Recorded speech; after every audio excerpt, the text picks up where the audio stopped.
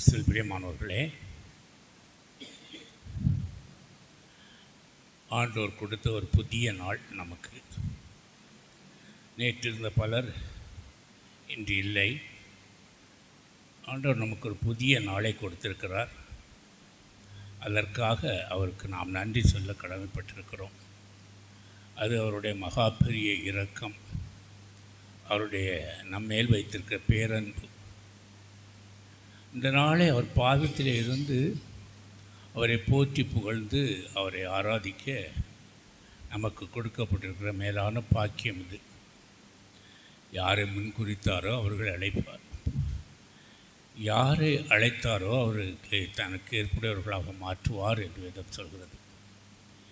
எனவே அழைக்கப்பட்ட நீங்கள் பாக்கியவான்கள். இந்த நாளிலே நாம் நம்முடைய ஆண்டவருடைய இறைவார்த்தையை தியானிக்கப் போகிறோம். அதற்கு முன் ஒரு நிமிடம் கண்களை மூடுவோம். நன்றி ஆண்டவரே, இந்த அருமையான நாளை எங்களுக்கு தந்ததற்காக நன்றி செலுத்துகிறேன். இந்த நாள் ஆண்டவரை உடைய பாதத்தில் அமர்த்து உடைய இறை வார்த்தையை தியானிக்க நீர் கொடுத்த இந்த மேலான கிருபைக்காக நன்றி செலுத்துகிறேன். தொடர்ந்து இந்த நேரம் முழுவதையும் நீர் பொறுப்பெடுத்துக் கொள்ளும் ஆண்டவரே. இந்த மக்களுக்கு என்ன தேவை என்று நீர் அறிவீர். அதற்கு தகுந்த இறை வார்த்தையை கொடுத்து இவர்கள் எந்த நோக்கத்தோடு இந்த இடத்திலே கடந்து வந்தார்களோ அந்த நோக்கத்தை அவர் கேட்பதற்கும் நினைப்பதற்கும் அதிகமாக கொடுத்து இந்த மக்களை ஆசீர்வதியும் ஆண்டவரே. வர இருக்கிற மக்களை ஒப்புக் கொடுக்கிறேன், ஆசீர்வதியும் ஆண்டவரே. எங்களுக்கு உங்களுடைய வார்த்தையில் ஒரு தாகம் வேண்டும் ஆண்டவரே. உங்களுடைய வார்த்தையை கேட்டு அதன்படி நடக்கிற மக்களாக எங்களை ஆசீர்வதியும். இந்த நாளிலே கொடுக்கப்படுகிற செய்தி 30, 60, 100 மடங்கு பலன் கொடுக்க வேண்டும் ஆண்டவரே. என் உள்ளத்திலிருந்து நீர் பேசும் அப்பா. என்னை மறைத்து கொண்டு நீரே இந்த மக்களுடைய உள்ளத்தை அறிந்து ஆய்ந்தவர். அவர்களுக்கு ஏற்ற வார்த்தைகளை கொடுத்து இங்கிருந்து செல்லும் பொழுது அவர்கள் நிறைவோடு மகிழ்ச்சியோடு செல்லும்படியாக இயேசுவின் நாமத்திலே உங்களை மன்றாடுகிறேன். ஆமென். ஹல்லேலூயா, ஹல்லேலூயா, ஹல்லேலூயா. இயேசுவுக்கே புகழ், இயேசுவுக்கே நன்றி, இயேசுவுக்கே ஆராதனை, இயேசுவுக்கே ஆராதனை. மரியே வாழ்க, தாயை வாழ்க. கிறிஸ்துவில் பிரியமானவர்களே, திருப்பாடல் 40:17 ஒருத்தர் படிங்க பார்க்கலாம். திருப்பாடல் 40:17 அந்த வசனத்தை தியானிக்க போகிறோம். திருப்பாடல் 40:17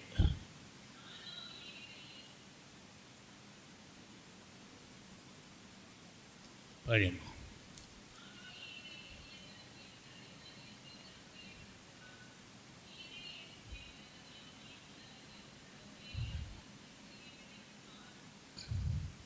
நானோ ஏழை எளியவன், என் தலைவர் என் மீது அக்கறை கொண்டுள்ளார்.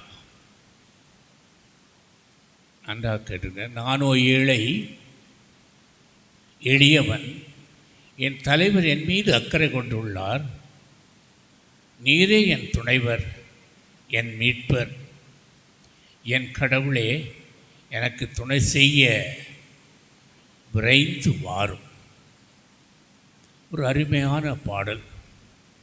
திருப்பாடல் ஆசிரியர் அவன் வேதனையிலே, கஷ்டத்திலே, துன்பத்திலே, கவலையிலே எல்லாவற்றையும் இழந்த நிலையில் அவன் எழுதுகிறான் இந்த பாடலை. அவன் எப்படிப்பட்டவன் என்று நாம் பார்த்தோம் என்றால், அவன் ஆடு மேய்க்கிறவனாக இருந்தவன். 9 வயதிலேயே அவனை கடவுள் தேர்ந்தெடுத்து கொள்கிறார் அவருடைய பணிக்காக. அவனுக்கு புதிய ஆசீர்வாதங்களை கொடுத்து, புதிய பலத்தை கொடுத்து, அவன் சிங்கத்தையும் கரடியையும் கையால் கொள்ளுற அளவுக்கு வல்லமை கொடுத்திருந்தார்.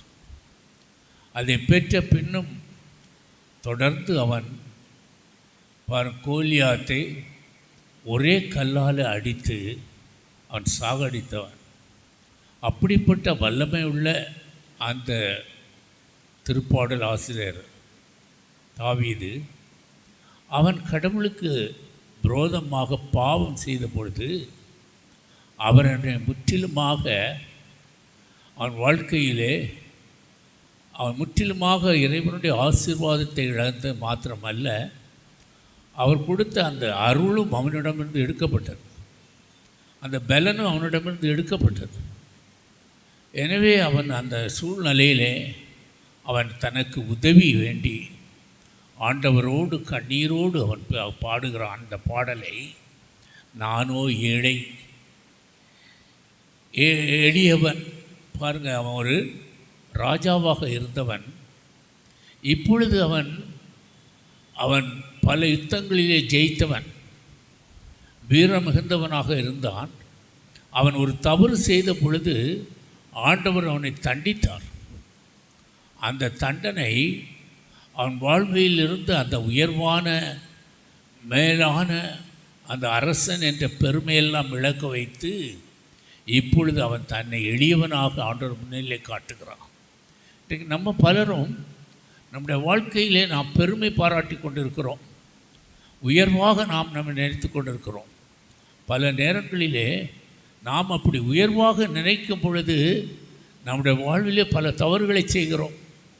அந்த தவறுகள் இறைவனுக்கும் நம்மளுக்கும் உள்ள உறவை முறித்து விடுவது மாத்திரமல்ல, அவருடைய உதவி நமக்கு கிடைக்காமல் போய்விடுகிறது.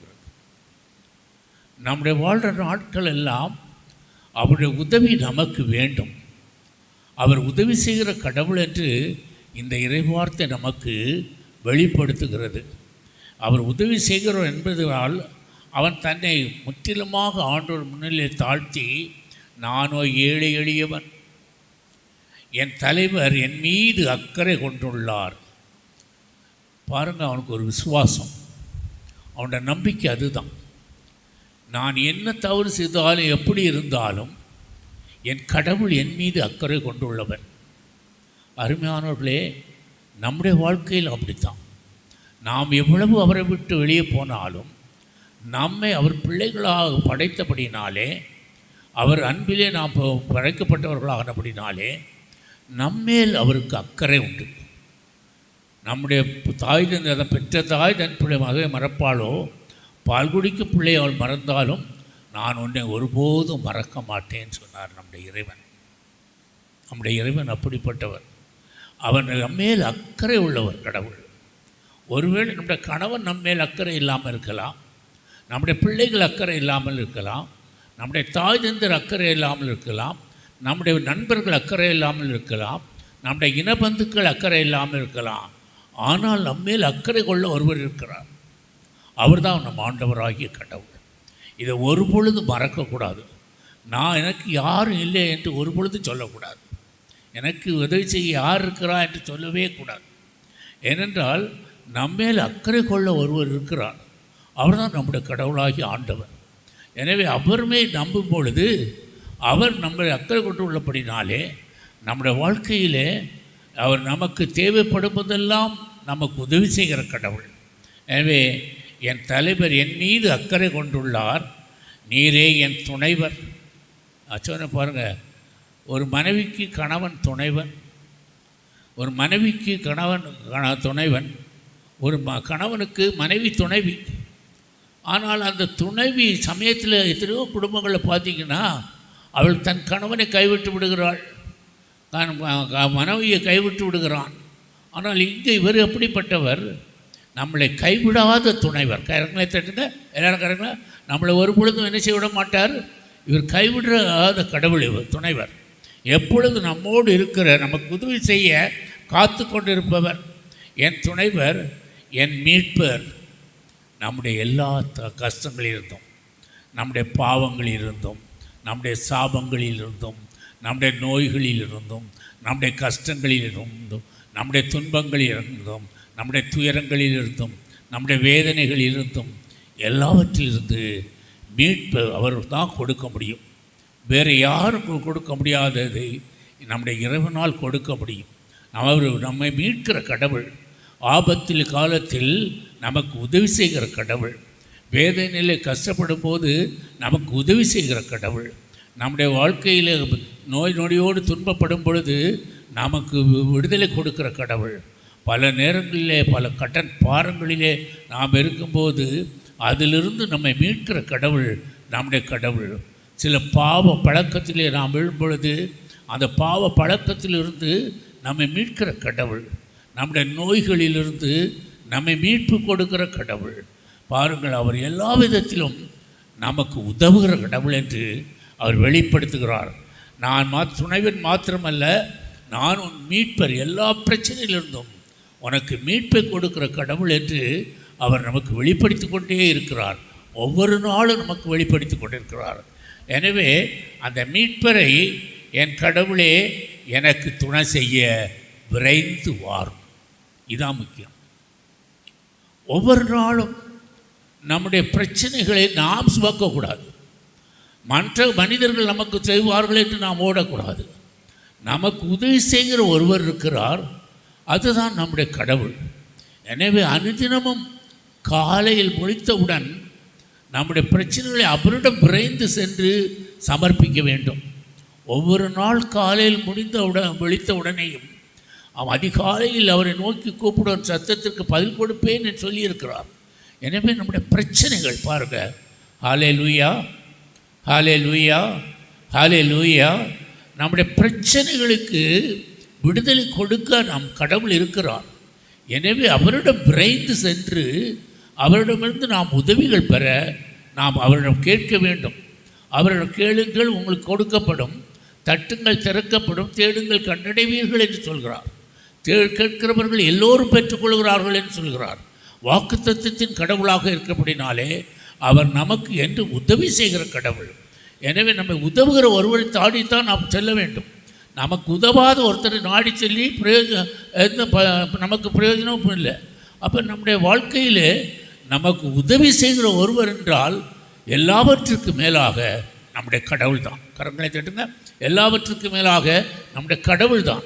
மற்றவர்கள் யாருமே அந்த அளவுக்கு, அந்த ஆழத்துக்கு, அந்த நீளத்துக்கு நம்மளை அன்பு செய்வதில்லை. ஏனென்றால் அவருடைய அன்பு ஆழம் நீளம் அகலம் காணாத அன்பு.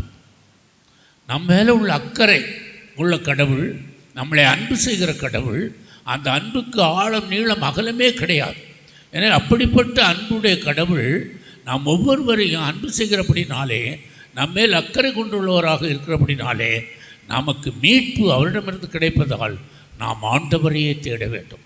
அதிகாலையில் முழித்தவுடன் நம்முடைய பிரச்சனைகளை ஆண்டவர் கரத்திலே கொடுத்து அவருடைய உதவியை நாட வேண்டும். அவர் என்ன சொல்கிறார்? விரைந்து நாடுங்களேன்னு சொல்கிறார். எப்பொழுது ஆண்டவரே எனக்கு விரைந்து வாரும், எனக்கு துணை செய்ய விரைந்து வாரும். அவர் கூப்பிடுற குரலுக்கு பதில் கொடுக்கிற கடவுள். கரங்களை தட்டுங்க. அவர் செவிடனோ குருடனோ அல்ல, மற்றவர்களை மேலே பார்க்காதவர் அல்ல. நாம் அவரை எப்பொழுது கூப்பிடுகிறோமோ அப்பொழுது விரைந்து வந்து நமக்கு பதில் கொடுக்கிற கடவுள். எனவே நம்ம வாழ்க்கையிலே நமக்கு உதவி செய்கிற கடவுள் நம்முடைய ஆண்டவராகிய கடவுள் இயேசு கிறிஸ்துவே. எனவே நாம் ஒவ்வொருவரும் அப்போ திருப்பாடல் ஆசிரியர் அவன் பிதாவை நோக்கி இந்த ஜெபத்தை கூறுகிறான், அவரிடம் வேண்டுகிறான். எனக்கு என்ன சொன்னான்? நானும் எளியவன், என் தலைவர் என் மீது அக்கறை கொண்டுள்ளார். நீரே என் துணைவர், என் மீட்பர், என் கடவுளே, எனக்கு துணை செய்ய வாரும். எனவே துணை வேண்டி வேறு யாரையும் நாம் தேட வேண்டியதில்லை. மீட்பு தேடி நாம் வேறு யாரையும் தேட வேண்டியதில்லை. நம்ம ஆண்டவராகிய கடவுள் நமக்கு மீட்பு கொடுக்க கடவுள். அதே திருப்பாடல் ஆசிரியர் 46:1 படியம்மா.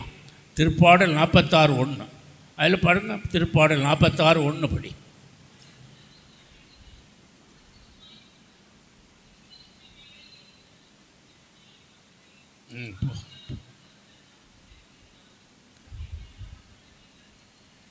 பாரு, கடவுள் நமக்கு அடைக்கலம்.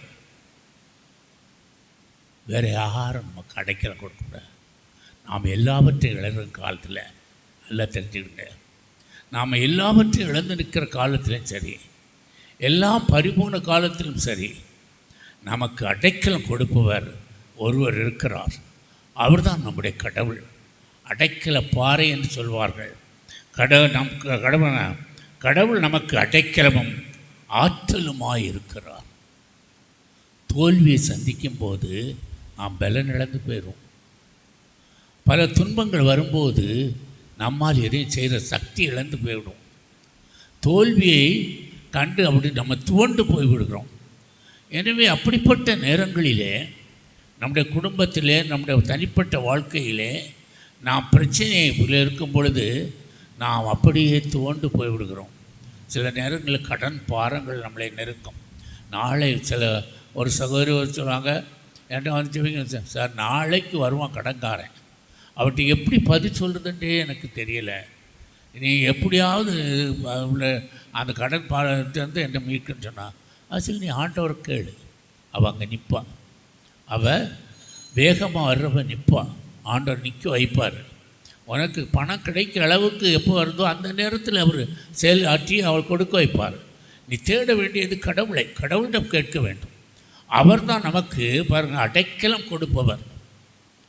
எந்த பிரச்சனையாக இருந்தாலும் நமக்கு அடைக்கலம் கொடுப்பவர் கடவுள். அருமையா சொல்லேன்.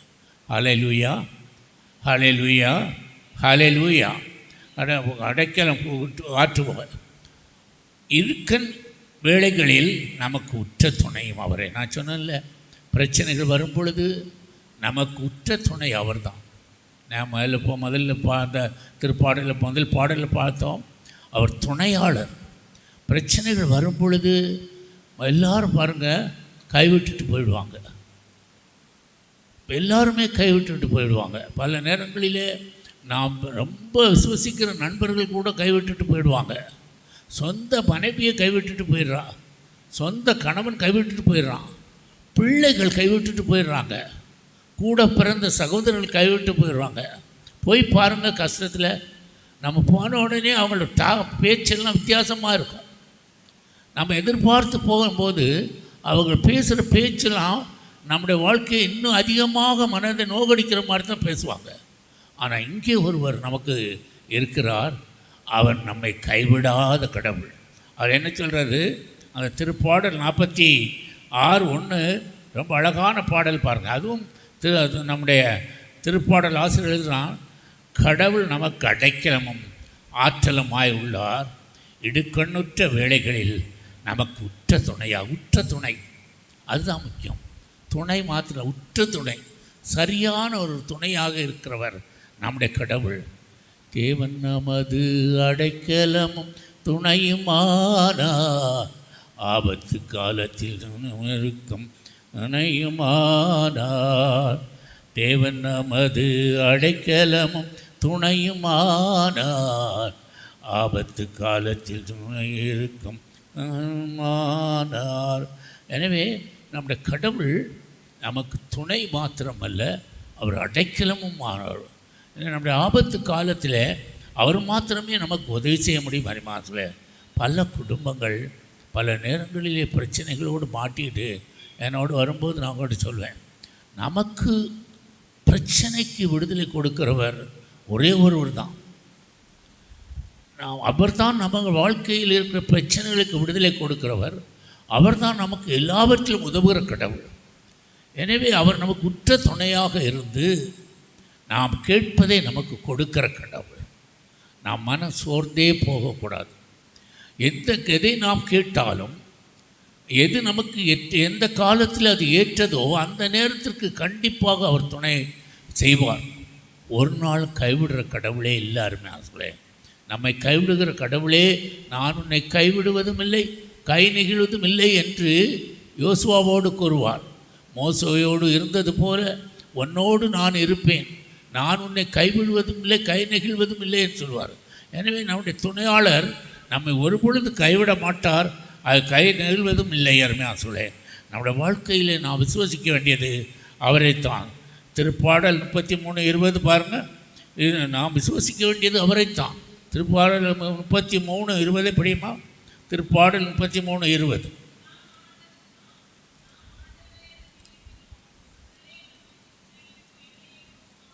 பார்த்தீங்களா, நான் சொன்னேன் நமக்கு நம்பிக்கைக்குரியவர் அவர் தான், மற்ற யாருமே கிடையாதுங்க. 33:20 ரொம்ப அழகாக அவர் சொல்கிறார், நாம் ஆண்டவரை நம்பியிருக்கின்றோம். இங்கே பல பிரச்சனைகள் வரும். எனக்கு இந்த சென்டரில் பல பிரச்சனைகள் வரும். பாருங்க, மக்கள் ரொம்ப குறைவாக இருக்காங்க. நான் ஒரு நாள் சோர்ந்து போகிறதே கிடையாது. அவரை நம்பி இருக்கிறோம். அவரை நம்பித்தான் அவருடைய காரியம் அவருக்காகவே இது ஏற்படுது. பல காரணங்களிலே பிரச்சனைகள் வரும்போதெல்லாம் இது எப்படி நடக்கும் என்று கூட நான் நினைப்பேன். ஆனால் ஆண்டவர் கண்டிப்பாக அது செய்து முடிக்கிறார். ஏன்னா நம்முடைய தேவைகளை அவர் சந்திப்பார். பாருங்க, அப்போ இங்கே என்ன சொல்லப்படுகிறது, அவரை நம்புகிறவர்கள் நமக்கு திருப்பால் 33 நாம் ஆண்டவரை நம்பி இருக்கின்றோம், அவரே நமக்கு துணையும் கேடயமாக இருக்கிறார். கேடயம் என்பது நமக்கு எதிராக வருகிற ஆபத்தை தடுப்பது. இந்த யுத்தத்தில் பார்த்திங்கன்னா போலீஸ்காரங்களாம் பார்த்திங்கன்னா கேடயம் வச்சுருப்பாங்க, கல்லறிஞ்சு அதை தடுக்கிறதுக்கு. அதுபோல் வெட்டினா அதை தடுக்க கேடயம். அப்போது நம்முடைய வாழ்க்கையிலும் நமக்கு வருகிற ஆபத்தை தடுக்க ஒருவர் இருக்கிறார். அதுதான் நம்முடைய கடவுள். அவர் கேடயமாக இருந்து செயல்படுறார். நம்மேல் எதுவும் விழாதபடி, நம்மை எதுவும் தாக்காதபடி அவர் நமக்கு கேடயமாக இருந்து நம்மை பாதுகாக்கிறார். நீங்கள் அதை யோசிக்கணும். எனவே நம்முடைய வாழ்க்கையில் பிரச்சனைகள் வரும்போது நாம் சோர்ந்து போகவே கூடாது, நாம் துவண்டு போகவே கூடாது. நமக்கு அடைக்கலமும் பாறையாக இருக்கிற அந்த கடவுள் அவர் கேடயமாக இருக்கிறார். பாருங்கள், உனக்கு உற்ற துணையாக இருப்பேன், ஆபத்து காலத்தில் உனக்கு உதவி செய்வேன் எல்லாம் சொல்லிவிட்டு இப்போ சொல்கிறாரு, உன் மேலே எதுவும் வந்து தாக்காதபடி. உதாரணமாக இன்றைக்கி பலரும் பாருங்கள், குடும்பங்களிலே பலரும் பல பிரச்சனைகளை பண்ணுறாங்க. அப்போ சாத்தானுடைய செயல்பாடுகள் ஒருவேளை நமக்கு வரலாம். ஆனால் அப்படி வரும் பொழுது அதை தடுப்பது இப்போ யாரால் முடியும் என்றால் இறைவனால் மாத்திரமே. அல்லது நமக்கு எதிரியாக ஒருத்தர் இருக்கவங்க நமக்கு எதிராக ஏதாவது தீங்கு விளைவித்தால் அந்த தீங்கிலிருந்து நம்மளை மீட்பவர் நம்முடைய கடவுள். அவர் கேடயமாக இருந்து காப்பாற்றுவார். நான் சொன்னேன் பாருங்கள், அவருடைய நிறைய பார்த்துட்டு வாரம் பாருங்கள். அவர் துணையாக இருக்கிறார், அவர் உதவி செய்கிறார், அவர் அக்கறை உள்ள கடவுள், நமக்கு நம்மேல் பற்றுள்ள கடவுள், பலவிதமான அப்படிப்பட்ட கடவுள். அவர் மேலே நாம் நம்பிக்கை வைக்கும் பொழுது, நமக்கு ஆபத்து வரும் பொழுது அதை தடுத்து நிறுத்தி நம்மை காத்து கொள்வார். கரங்களை தட்டுங்க எல்லாரும். அப்போ கரங்களை தட்டுங்க. நம்முடைய வாழ்க்கையில் நமக்கு ஆபத்து வராமல் நம்மை தடுப்பதற்கு ஒருவர் இருக்கிறார். அதுதான் நம்முடைய ஆண்டவர். எனவே ஆண்டவரை நாம் எப்பொழுதும் மனதில் வைத்து கொள்ள வேண்டும். எந்த பிரச்சனை என்றாலும், ஆண்டவரே நீர் எனக்கு கேடயமாக இருக்கிறீர், எனக்கு வர இருக்கிற இந்த ஆபத்திலிருந்து என்னை நீர் மீட்டு கொள்ளும். பல நேரங்களில் நம்மளுக்கு தெரியாத ஆபத்துக்கள் பல நமக்கு தெரியாது, மற்றவங்க நமக்கு எதிராக என்ன செய்கிறாங்க என்று தெரியாது. அப்போ பார்த்தா ஆபத்து அங்கே இருக்கிறது. அப்போ நம்மை சுற்றி நம்மளை பாதுகாக்க அவர் தான் சொன்னார், உன்னை சுற்றி என் தூதர்களை உன்னை சுற்றி பாதுகாப்பாக வைப்பேன். ஆண்டவருடைய தூதர்களை நமக்கு சுற்றி பாதுகாப்பாக வைக்க வேண்டும். அப்போ அவர் அந்த கேடயமாக இருந்து அவர் எப்படி காப்பாற்றுவார்? அவருடைய தூதர்களை நம்மை சுற்றி வைத்து பாதுகாப்பார். அப்போ ஒவ்வொரு நாளும் நம்ம வெளியே போகும்போது வரும்போதும், ஆண்டவரே இந்த தூதர்களை எனக்கு பாதுகாப்பாக அனுப்பும். எந்த காரியத்துக்கு போனாலும், இருட்டில் போகிற பயம் வேண்டாம், ஒரு இதுக்கு போகிறோன்னா பயம் உள்ளத்தில் வந்துச்சுன்னா உடனே உள்ளத்தில் நீங்கள் நினைக்க வேண்டியது, நமக்கு கேடயமாக நம்முடைய கடவுள் இருக்கிறார், நான் எதற்கென்று அஞ்சேன், எதற்கும் பயப்பட மாட்டேன், பயப்படக்கூடாது. ஹல்லேலூயா. நம்ம கிறிஸ்தவர்களுக்கு பயம் என்பது இருக்கவே கூடாது. நான் சொல்ல நினைக்காங்க, நமக்கு உள்ளத்தில் பயமே இருக்கக்கூடாது. ஏனென்றால் நம்ம பயம் என்பது கடவுளை நம்பாதவர்களுக்கு உள்ளது. கடவுளை நம்பினால் எந்த காரியத்திலும் பயப்பட வேண்டியதில்லை. கடவுளை நம்பாதவர்களுக்கு தான் பயம். கடவுளை நம்புகிறவர்களுக்கு உள்ளத்தில் பயம் இருக்கவே இருக்காது, இருக்கக்கூடாது. கரங்களை தட்டுங்க. இனி நான் பயப்பட மாட்டேன்னு நீங்கள் சொல்லணும். இனி நான் பயப்படவே மாட்டேன். உள்ளத்துக்குள்ளே ஒரு தீர்மானம் எடுத்துக்க, எந்த காரணத்தை கொண்டு நான் பயப்படவே மாட்டேன். எனக்கு நம்பிக்கைக்குரிய கடவுள், என் கடவுள் எனக்கு கேடயமாக இருக்கிறார். எனவே நான் அவரை நம்புகிறேன். அவர் எனக்கு பாதுகாவலனுமாக இருக்கிறார். அவர் என்னை பாதுகாப்பவரும் பாதுகாவலனுமாக இருந்து என்னை அவர் என்ன செய்கிறார்? நம்பி அவர் கேடயமாக இருந்து என்னை காத்து கொள்கிறார். ஆண்டவரை நான் நம்பும் பொழுது பாருங்கள், திருப்பாடல் 33, 37, 40 படியுமா? அது 40 பேர் அவர் துணை நிற்பாராம். பாருங்கள், 37, 40 படி. திருப்பாடல் 37, 40 படியுமா?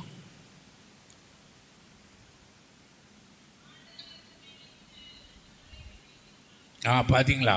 அங்கே கேடேமான்னு சொன்னார், இங்கே அவர் ரொம்ப அழகாக அவர் கடவுள் நமக்கு உதவி செய்கிற கடவுள் என்று அவர் நமக்கு ஒவ்வொரு வார்த்தையிலும் ஒவ்வொரு பாடலிலும் அவர் சொல்கிறார். 37, 40 இப்படி சொல்கிறது பாருங்கள். என்ன சொல்ற திருப்படியுமா?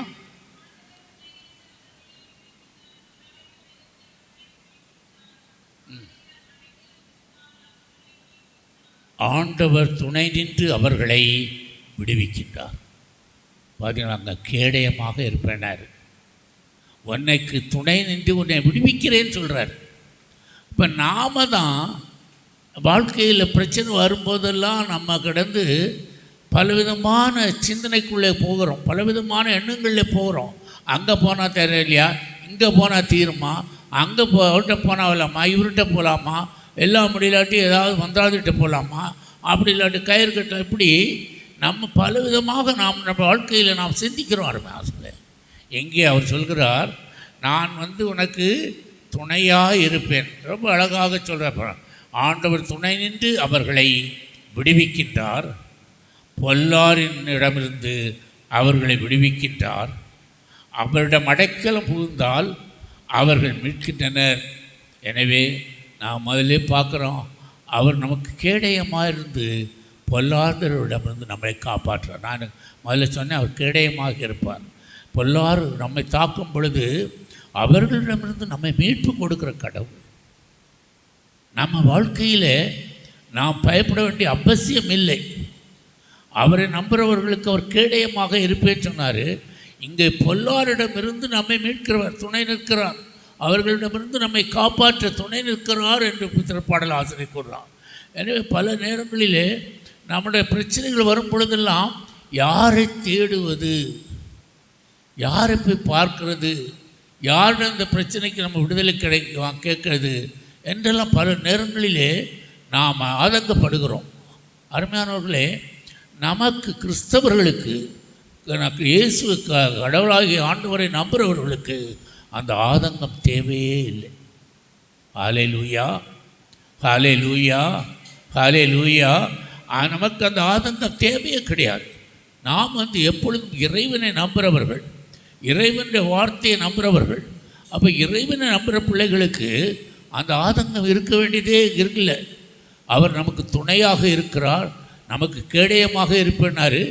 இப்போது அவர் நம்புகிறவர்களுக்கு பாருங்கள், ரொம்ப அழகான அந்த திருப்பாடல் 40 பாருங்கள், 38, 40.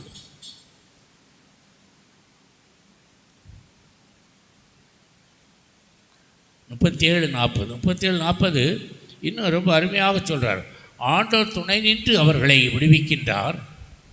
பொல்லாரிடமிருந்து அவர்களை விடுவிக்கின்றார். அவரிடம் அடக்க புகுந்ததால் அவர்கள் மீட்கின்றனர். இன்றைக்கி பல இடங்களிலே பார்த்திங்கன்னா சொந்த குடும்பத்திலே பொல்லாப்புகள் செய்கிறோம். ஒருத்தருக்கு நான் கை வச்சு ஜெபிக்கும்போது திடீர்னு கீழே விழுந்துட்டார்.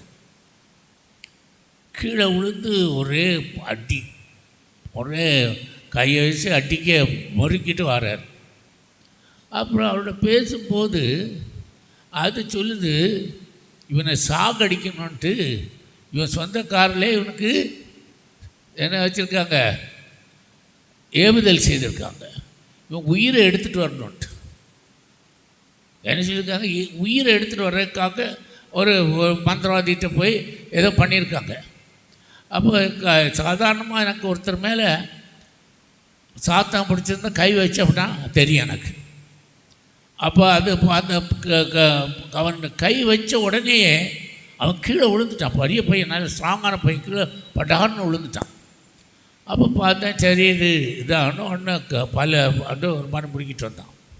ஆனால் அது பேசும் பாருங்க, அது பேசும்போது பல சாத்தானோடு நான் பேசியிருக்கேன். அப்போ அது சொல்லுது, எனக்கு இவனுக்கு எதிராக இவனை சாகடிக்கணும்னு சொந்தக்காரங்களே அவனுக்கு மந்திரவாதம் வச்சுருக்கான்.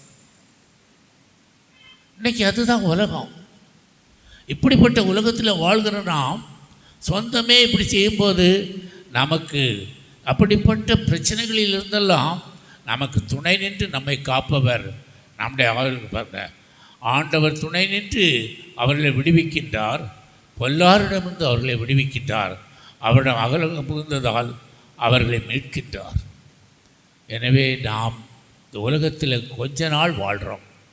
இந்த நாட்களிலே உள்ளத்துக்குள்ளே கண்டிப்பாக நீங்கள் எடுத்துக்கொள்ள வேண்டியது, நமக்கு அடைக்கலம் கடவுள் தான், நமக்கு துணையாளர் அவர் தான், நம்முடைய உதவி செய்கிறவர் அவர் தான்.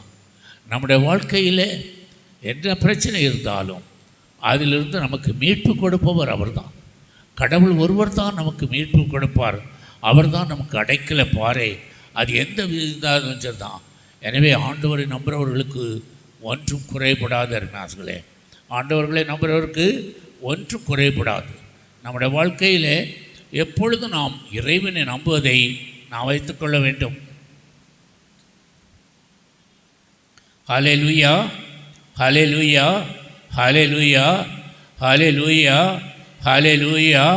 இயேசுவே ஆண்டவர், இயேசுவே இரட்சகர், இயேசுவே ஆண்டவர், இயேசுவே இரட்சகர், இயேசுவே நல்லவர், இயேசுவே வல்லவர். என் நண்பர் இயேசு என்னோடு இருக்க இனி ஒரு கவலை இல்லை. என் நண்பன் இயேசு என்னோடு இருக்க இனி ஒரு பயமில்லை. என் நண்பர் இயேசு என்னோடு இருக்க இனி ஒரு கவலை இல்லை. என் நண்பன் இயேசு என்னோடு இருக்க இனி ஒரு பயமில்லை. எதற்கும் கவலை இல்லை, எதற்கும் பயமில்லை. எல்லாரும் எழுதி பாடுவோமா? இனி கவலை இருக்கக்கூடாது, எல்லாம் எழுதிருப்போம். எதற்கும் கவலை இல்லை, எதற்கும் பயமில்லை. என் நண்பர் இயேசு என்னோடு இருக்க இனி ஒரு கவலை இல்லை. என் நண்பன் இயேசு என்னோடு இருக்க இனி ஒரு பயமில்லை. நடந்தாலும் படுத்தாலும் என் பக்கம் இருக்கின்றார். நான் நடந்தாலும் படுத்தாலும் என் பக்கம் இருக்கின்றார். என் நண்பர் இயேசு என்னோடு இருக்க இனி ஒரு கவலை இல்லை. என் நண்பன் இயேசு என்னோடு இருக்க இனி ஒரு பயமில்லை. வாழ்ந்தாலும் செத்தாலும் அவருக்கே அர்ப்பணித்தேன். நான் வாழ்ந்தாலும் மரித்தாலும் அவருக்கே அர்ப்பணித்தேன். என் நண்பர் இயேசு என்னோடு இருக்க இனி ஒரு கவலை இல்லை. என் நண்பர் இயேசு என்னோடு இருக்க இனி ஒரு பயமில்லை.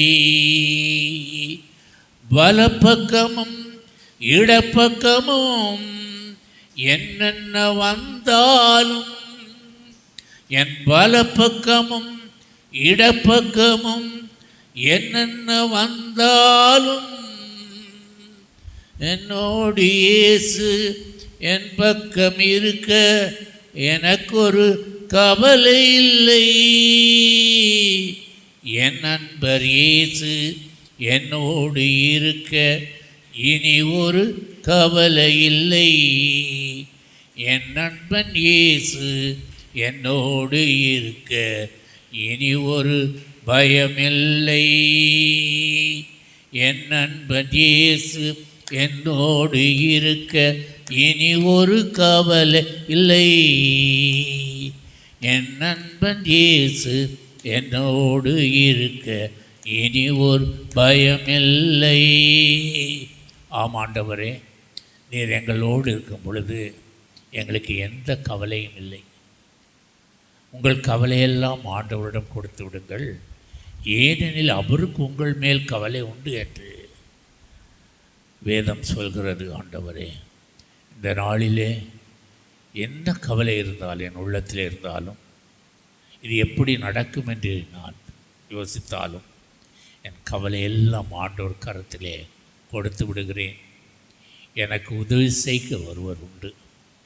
எனக்கு உதவி செய்கிற ஆண்டவர் என் கவலையெல்லாம் எடுத்து மாற்றி எனக்கு புது வலுவூட்டி புதிய பலத்தை கொடுத்து புதிய சக்தியை கொடுத்து என்னை அவர் இந்த உலகத்திலே ஒரு உயர்வான இடத்திலே அவர் அமர்த்துவார். என் நண்பர் இயேசு என்னோடு இருக்கிறார். இனி நான் கவலைப்பட வேண்டிய அவசியமே இல்லை. தகப்பனே, எங்கள் வாழ்க்கையில் இருக்கிற சகல கவலைகளை உடைய கரத்திலே கொடுத்து விடுகிறோம். இனி வருகிற நாட்கள் மகிழ்ச்சி நாட்களாக மாற்றும்படியாக இயேசுவின் நாமத்திலே உம்மை வேண்டி மன்றாடுகிறேன். ஆமென். ஹல்லேலூயா, ஹல்லேலூயா, ஹல்லேலூயா, ஹல்லேலூயா. எனவே திருப்பாடல் நான் பார்த்தோம். இப்பொழுது திருப்பாடல் 119, 173, 119, 173 படமா. திருப்பாடல் 119, 173. அது முக்கியமான அந்த திருப்பாடலே மிக முக்கியமான 119 திருப்பாடல். 119, 173 அது சட்டத்தை பற்றி சொல்கிறது. பாருங்கள்,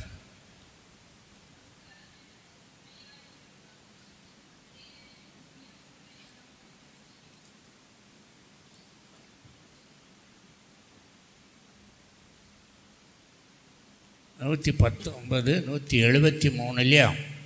119, 173 வாருக்கு சொல்கிற பாருங்கள்.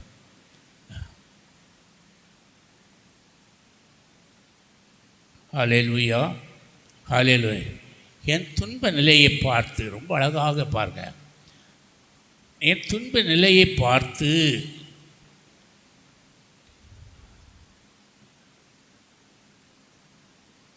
என்னை விடுவித்தருளும், ஏனெனில் உமது திருச்சட்டத்தை நான் மறக்கவில்லை.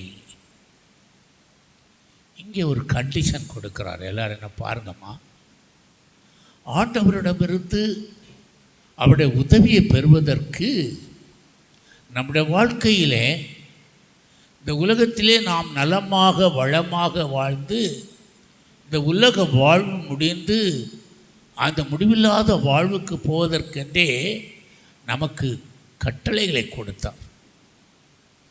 இந்த கட்டளைகளை நான் சரியாக கடைபிடிக்க வேண்டும். அதைத்தான் இங்கே கூறுகிறார் பாருங்க. என்ன சொல்கிறார்? 173 அது சொல்கிறார், என் கட்டளைகளை நீ கடைபிடிக்க வேண்டும். ஹல்லேலூயா, ஹல்லேலூயா, ஹல்லேலூயா. நீ உம்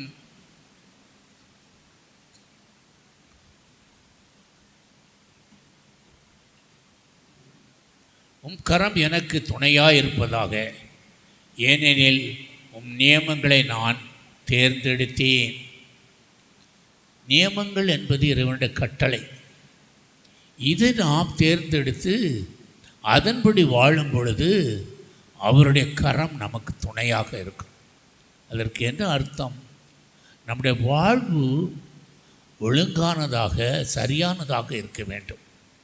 நாம் தாறுமாறாக வாழ்ந்துவிட்டு ஆண்டவரிடம் உதவிக்கு போனால் அவர் நமக்கு செய்கிற உதவி சில நேரம் நமக்கு கிடைக்காமல் போகலாம். ஒன்று தெரியாதென்று கூட சொல்லிவிடலாம். பல நேரங்களிலே இப்படிப்பட்ட கூட்டங்கள் வழியாக தவறு செய்கிறதை அவர் உணர்த்துவார் நமக்கு. இனிமேல் நம் தவறு செய்யாமல் இருப்பதற்காக இந்த கூட்டங்களுக்கு வர்றதே அதுதான், நம்மை நாம் சுத்திகரிக்க, நாம் கடவுளோடு இணைந்து வாழ்வதற்காக. ஒவ்வொரு வார்த்தையும் நம்முடைய வாழ்க்கையில் செயல்படும் பொழுது அந்த வார்த்தை நம்மை மறுரூபப்படுத்தும், கடவுள் பிள்ளையாக மாற்றும். அப்படிப்பட்ட மறுரூபப்படுத்துகிற அந்த இறை வார்த்தை இங்கே சொல்கிறது, உன் கரம் எனக்கு, உன் கரம் மறுரூபப்பட்ட நாம் அவருடைய பாருங்கள், உன் கரம் எனக்கு துணையாயிருப்பதாக, ஏனெனில் உன் நியமங்களை நான் தேர்ந்தெடுத்தேன். ஆண்டவரே, உம்முடைய கட்டளை நான் தேர்ந்தெடுத்து நான் அதன்படி நடக்கிறேன். அப்போ கட்டளை கடைப்பிடிப்புன்ற வாழ்க்கை இந்த உலகத்திலே நலமாக இருக்கும், அது வளமாக இருக்கும், அது நீடூழி வாழ்வை கொடுக்கும்.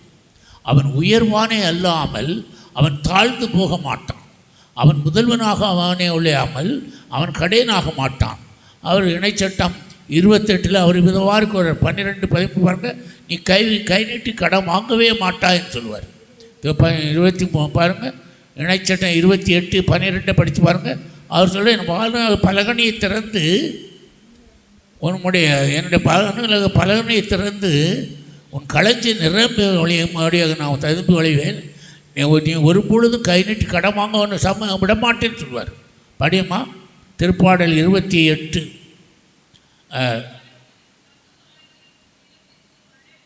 தக்க காலத்தில் உன் நிலத்துக்கு மழை கொடுக்கவும்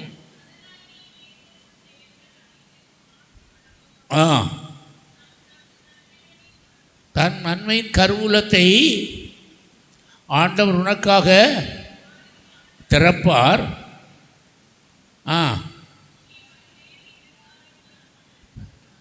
நீ பல்வேறு இனத்துக்கு கடன் கொடுப்பாய், நீ கடன் மாட்டாய். அப்போ இன்னைக்கு இப்போ ஒரு முக்கியமான ஒரு காரியம் அது. நம்ம கத்தோலிக்க திருச்சபையில் இருக்க மக்கள் அதிகமாக கடன் வாங்குறார். குறிப்பாக நம்ம ஏரியாவில் பார்த்திங்கன்னா பல குடும்பங்கள் கடனிலே தான் வாழுது. அதற்கு என்ன காரணம் என்று அடிப்படையாக யோசித்து பார்த்தால், நாம் ஆண்டவருடைய நியமங்களை கடைபிடித்து வாழ்வதில்லை. பலர் ஞாயிற்றுக்கிழமை பூசைக்கே போக மாட்டேங்கிறான். ஞாயிற்றுக்கிழமை பூசை போகிற கல் கடைக்கு போகிறவன் எடுத்துருக்கான். ஞாயிற்றுக்கிழமை பூசை போனாலும் உள்ளே போக மாட்டான், கோயிலுக்குள்ளே போக மாட்டான். அவுட் ஸ்டாண்டிங் கிறிஸ்டியன் வெளியே இருந்து கதை பேசுவான், அதில் வெளியே இருந்து சிகரெட் குடிக்கான். இப்படி கடவுளை ஞாயிற்றுக்கிழமை தான் வேறு ஏதாவது வேலையை வச்சிடறான். ஞாயிற்றுக்கிழமை தான் குடிக்கிறனால வச்சுருக்கிறான், ஞாயிற்றுனால தான் பார்ட்டியாக வச்சுருக்கான்.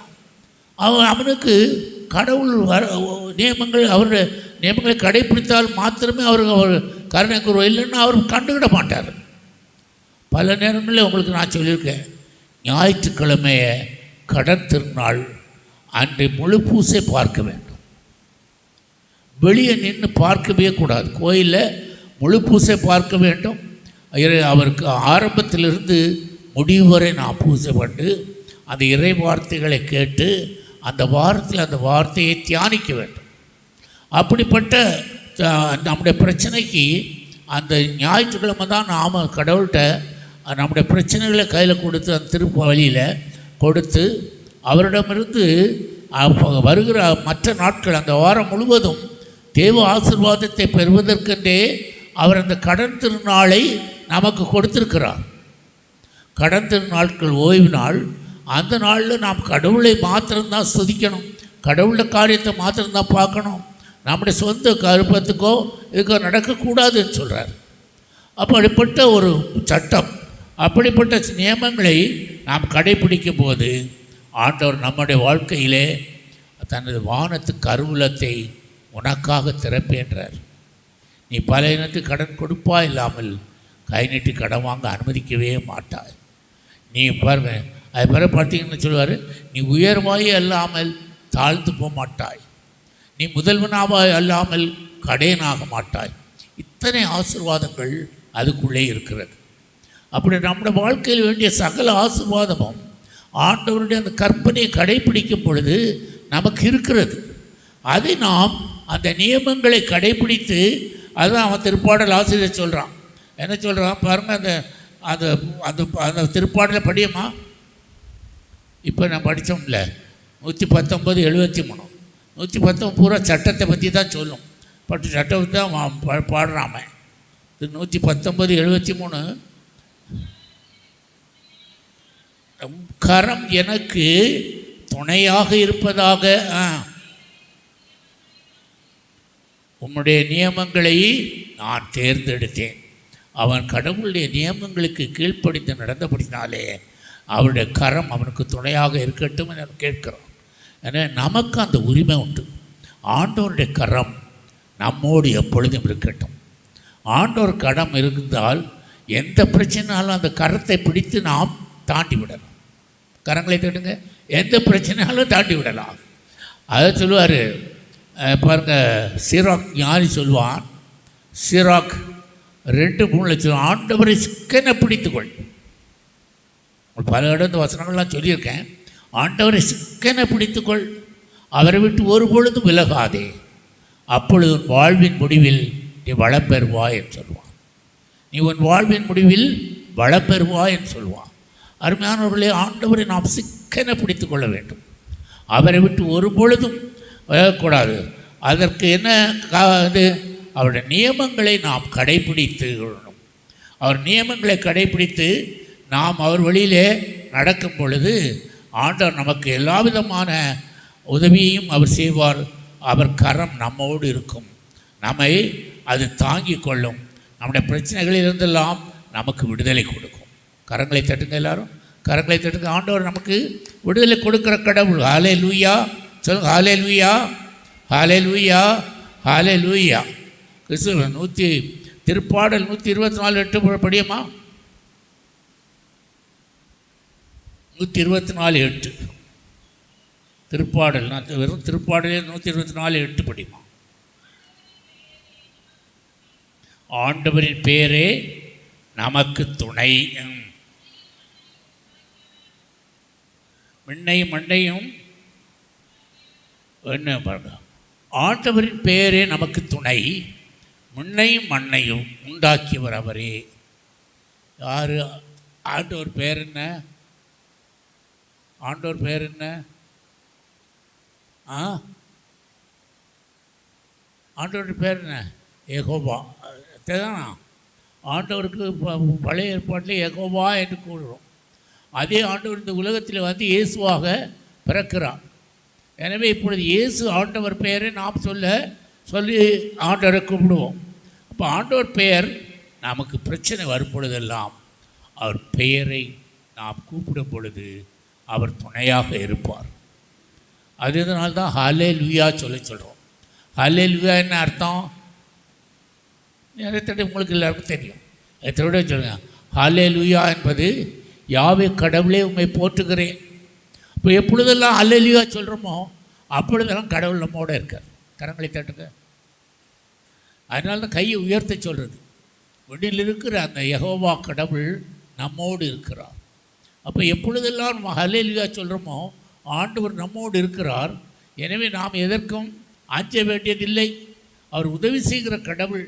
பல காரியங்களில் நமக்கு அவர் சொல்லியிருக்கார், நான் உதவி செய்வேன். ஆண்டவர் பெயரே நமக்கு துணை, விண்ணையும் மண்ணையும் உண்டாக்கியவர் அவரே. எனவே இந்த உலகத்தை ஒரே வார்த்தையில் உண்டாக்கியவர் சர்வ வல்லவர், சர்வத்துக்கு அதிபதி, சதா காலம் வாழ்கிற, யுகாந்தரங்களுக்கு முன்பே உள்ளவர். எப்படி ஆள்? யுகாந்தரங்களுக்கு முன்பே இருக்கிறவர். நான் இருக்கிற கடவுளாக இருக்கிறவர் என்று வாழ்கிற கடவுள். மனிதனுக்கோ தலை சாய்க்க இடமில்லை என்று சொன்னார். அப்போ எங்கு வியாபித்திருக்கிற கடவுள், அவரை நம்பித்தான் நாம் இந்த இடத்திலே நாம் அவருடைய பேர் அவர்கள் நாம் இந்த நற்செய்தியை கொடுக்குறோம், தியானங்கள் நடத்துகிறோம். ஒரு சாதாரண மனிதருக்காக எங்கே நடக்கலை. இங்கே வருகிற மக்கள் அவருடைய பிள்ளைகளாக மாறி அவருடைய ஆசிரியரை பெற்று இந்த உலகத்தில் ஒரு நலமான வாழ்வு வாழ வேண்டும். அதுதான் இதோடைய நோக்கம், நம்முடைய நோக்கம். அப்போ நீங்கள் வாழ்கிற ஒரு வாழ்வு அது நலமான வாழ்வாக இருக்க வேண்டும் என்றால் அவரை பெயரை நாம் உச்சரித்து கொண்டே இருக்க வேண்டும். அதான் சொல்லுவாங்க, இயேசு இயேசு இயேசு என்று இயேசுடைய நாமத்தை சொல். இயேசுடைய நாமத்தை நீ பேசிக்கிட்டு இருந்தாலே அவர் நமக்கு அற்புதங்களை செய்வார். வேறு எந்த நாமமும் நமக்கு அந்த அற்புதத்தை செய்யாது. எனவே யெகோவா ஈரே, யெகோவா ராப்பான்லாம் சொல்கிறோம் பாருங்கள், இதெல்லாம் ஆண்டவருடைய நாமங்கள். எனவே ஆண்டவருடைய நாமத்தை நாம் சொல்லி ஜெபிக்கும் பொழுது நமக்கு விடுதலை உண்டு. நமக்கு ஒரு நாமம் துணையாக இருக்கிறது. அவன் திருப்பாடல் ஆசிரியர் அவன் எழுதிய ஒவ்வொன்றும் அவன் அனுபவத்தில் எழுதுறது. இந்த பாடல்கள் எல்லாம் அவன் அனுபவித்ததை எழுதுகிறான். அவன் பாருங்கள், மற்ற ஆள்களை போல இல்லை, ஏதோ யோசனையிலையோ அல்லது இதில் இல்லை, அவன் ஒவ்வொன்றை அனுபவித்து எழுதிடுவான். எனவே இங்கே சொல்கிறான், கரம் எனக்கு துணையாக இருக்கும். நான் பார்த்தோம் இல்லையா, விடுதலை பயணம் 124 ஆண்டவரின் பெயரே எனக்கு துணை, விண்ணையும் மண்ணையும் உண்டாக்கியவர் அவரே என்று சொல்கிறார். எனவே அவர் நமக்கு உதவி செய்கிற கடவுள். சுமந்து காக்கும் இயேசுவிடம் விடுவோம். ஒரு பாட்டு ஒன்று தெரியுமா? யாருக்கா தெரியுமா உங்களுக்கு? சுமந்து காக்கும் இயேசுவிடம் நாம் நம்மை ஒப்பு கொடுப்போம்.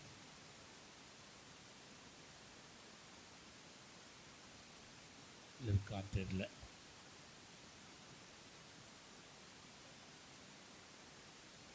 இல்லை. எனவே பிரியமானவர்களே, நாம் ஒவ்வொருவரும் அவர் நம்மை சுமந்து காக்கிற கடவுள், அவருடைய நம்மை நாம் ஒப்பு கொடுக்க வேண்டும். தொடர்ந்து ஏசியா 41:8 இதுவரை நாம் திருப்பாடல் ஆசிரியருடைய பார்த்த. இப்பொழுது ஏசியா தீர்க்கதரிசி, அந்த அவர்களுக்கு பிறகு தானியேல் பிறகு திரும்பவும் இஸ்ராயல் மக்கள் தவறு செய்து கொண்டே இருந்தார்கள். பல இறைவாக்கினர்களை ஆண்டவர் அனுப்பினார். 3 பெரிய இறைவாக்கினர்கள், 14 சிறிய இறைவாக்கினர் கொண்டு மக்களை திருத்துவதற்காக ஆண்டவர் முயற்சி எடுக்கிறார். அதில் ஒருவர் தான் ஏசாயா தீர்க்கதரிசி. எப்படி நாங்கள் இன்று உங்களோடு பேசுகிறோமோ அதுபோல் அந்த ஏசாயா தீர்க்கதரிசி வைத்து அந்த இஸ்ராயல் ஜனங்களோடு அவர் பேசினார். அப்பொழுது அவர் இப்போ ஏசாயா 41:10 படி அவர் இன்னும் ரொம்ப அருமையான உரப்பான ஒரு தீர்க்க தரிசனத்தை சொல்கிறார். என்ன தீர்க்க தரிசனம் சொல்லுங்கள்? நீங்கள் உங்கள் பல தடவை நீங்கள் கேட்டது தான். சொல்லுங்கள். அஞ்சாதே, நான் உன்னுடன் இருக்கிறேன். கலங்காதே, நான் உன் கடவுள். நான் உனக்கு வலிமையளிப்பேன், உதவி செய்வேன். என் நீதியின் கரத்தால் உன்னை நான் தாங்குவேன். பார்த்தீங்களா? இது திருப்பாடல் ஆசிரியர் வழியாக பல காரியங்களை சொன்னவர். அதை கேட்ட அந்த மக்கள் மேலும் மேலும் தவறு செய்தார்கள். அப்பொழுது அவர்களுக்கு பிரச்சனை வந்தது. அப்பொழுது தான் ஆண்டவர் ஏசாயா தீர்க்கதரிசி வழியாக ஒரு உரைப்பு கொடுக்கிறார். அச்சாதே, நான் உன்னுடன் இருக்கிறேன். கலங்காதே, நான் உன்னுடைய கடவுள். நான் உனக்கு உதவி செய்வேன், உதவி அளிப்பேன்னு சொல்கிறார். என் நீதியின் வழக்கத்தால் தாங்குவேன்னு சொல்கிறார். அப்பொழுது நமக்கு உதவி செய்ய ஒருவர் இந்த உலகத்திலே இருக்கிறார். நமக்கு காத்து கொள்ள ஒருத்தர் இருக்கிறார். நம்முடைய பயத்திலிருந்து விடுதலை கொடுக்க ஒருத்தர் இருக்கார். நம்ம எல்லா விதமான கஷ்டங்களில் துன்பங்களிலிருந்தும் நமக்கு விடுதலை கொடுக்க ஒருவர் இருக்கிறார். அரணாக கோட்டையாக நம்மை காத்து கொள்கிற கடவுள், உத்த நண்பனாக நமக்கு இருந்து நம்மை வழிநடத்துகிற கடவுள் நமக்கு இருக்கிறார் என்பதை நீங்கள் மனதில் வச்சுட்டா அங்கே ஓட வேண்டியதே இல்லை. அவர் நமக்கு எல்லாவற்றிலும் துணையாக இருப்பார். அவர் உதவி செய்கிற கடவுள். எவ்வளோ பெரிய கடற்பாரம் இருக்கலாம், எவ்வளோ பெரிய நோய் நொடி இருக்கலாம், எவ்வளோ பெரிய கஷ்டங்கள் இருக்கலாம், எவ்வளோ பெரிய தோல்வி சந்தித்தாலும் எனக்கு உற்ற துணை என் ஆண்டவர் இருக்கிறார். எனவே நான் எதற்கும் அஞ்சிடேன், நான் எதற்கும் அஞ்சிடேன் என்ற கடவுள் என்னோடு இருக்கிறதால் நான் எல்லாவற்றிலும் வெற்றி காண்பேன். அப்படி நம்முடைய பிரச்சனைகளை ஒவ்வொரு நாளும் காலை தோறும் அவர் பாதத்தில் சொல்லி நாம் விடுதலை பெற்று ஒரு நல்ல வாழ்க்கையை கட்டியெழுப்ப உங்கள் அன்பாக கேட்டுக்கொள்கிறேன். கண்களை போடுவோம். நன்றி ஆண்டவரே, இந்த அருமையான நாளை எங்களுக்கு தந்ததற்காக நன்றி செலுத்துகிறேன். நீர் அற்புதங்களின் தேவன், எங்களுக்கு உதவி செய்கிற கடவுள் என்று நீர் எங்களுக்கு இறைவார்த்தை வழியாக வெளிப்படுத்தினீர். இனி வருகிற நாட்கள் எங்கள் வாழ்க்கையிலே என்ன துன்பம் வந்தாலும், எப்படிப்பட்ட துன்பம் வந்தாலும், எப்படிப்பட்ட வேதனை வந்தாலும், எப்படிப்பட்ட கஷ்டங்கள் வந்தாலும், எப்படிப்பட்ட இடர்கள் வந்தாலும், ஆண்டவரே நாங்கள் உண்மையே நம்புவோம். உண்மையே நம்பி இனி எங்களுக்கு நீர் உதவி செய்கிற கடவுள் என்று நீர் வெளிப்படுத்தியபடியால் எங்கள் பிரச்சனைகளுக்கு விடுதலை கொடுத்து இந்த நாளிலும் எங்கள் குடும்பத்தில் என்ற தனிப்பட்ட வாழ்க்கையில் இருக்கிற பிரச்சனைகளை எல்லாம் ஒப்பு கொடுக்கிறோம். பூர்ண விடுதலை கொடுத்து எங்களை ஆசீர்வதிக்கும்படியாக இயேசுவின் நாமத்திலே உம்மை மன்றாடுகிறேன். ஆமென்.